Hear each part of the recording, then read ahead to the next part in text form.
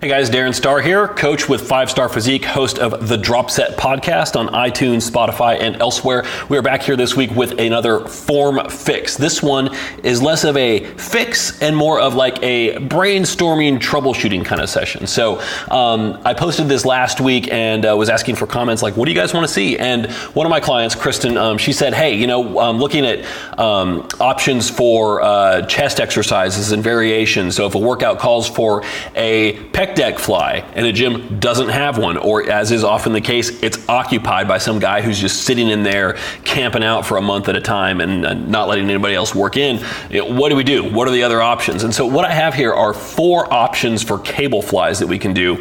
All of these are going to hit the chest a little bit differently, and people always talk about like angles of attack when it comes to chest, and I find that to be a secondary consideration when it comes a secondary consideration, with the primary one really being wrist positioning. Actually, like if you just if you feel your chest right here, sorry, I just hit my microphone. If you hit your chest right here and you just push forward like this, you can kind of feel right around where it where you really feel the emphasis. And then if you supinate, you can feel it a little bit differently. If you pronate, you can feel it a little bit differently. And as you just work your arm through this range of motion, this internal external rotation, you can feel a little bit of a shift. And so what I notice typically, and everybody's going to be a little bit different. A lot of it just has to do with your intuitive mind-muscle connection, how developed it is.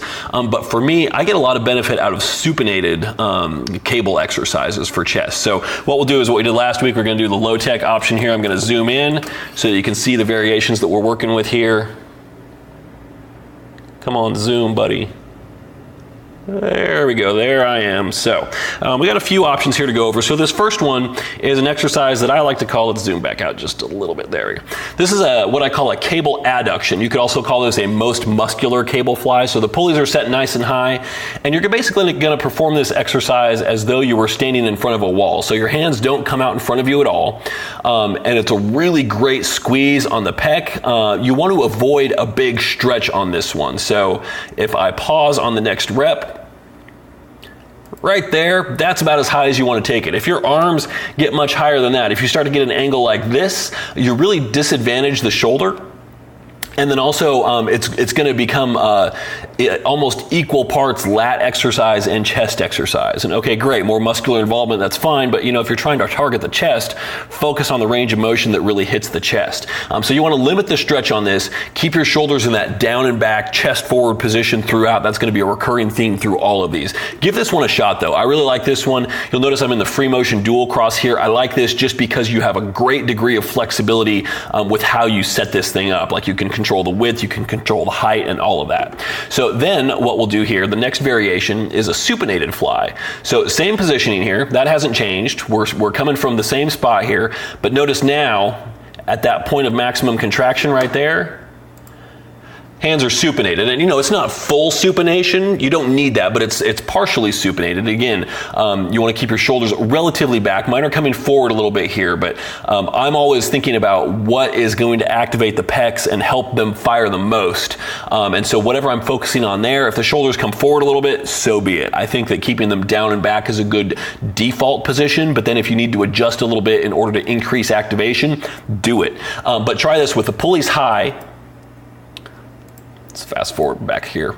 Oops, nope, that's back to the first video. I hit the wrong button, apologies.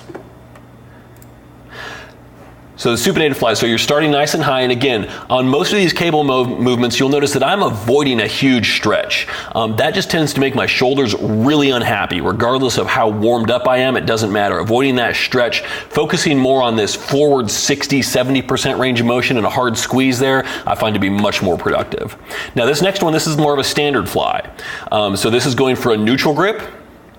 So this is a little bit easier to keep the shoulders in that retracted position. You can see the chest is firing there. We've got some blood flow going here, so things are feeling really good at this point. This is not usually what I would consider to be my bread and butter cable fly exercise, but at this point, after doing the others, you get into that zone where it's kind of like, you know, you get the star in Mario Brothers, or you turn on God mode in your video game and just suddenly everything starts to work, everything clicks, and you can just mow through anything and have it be effective.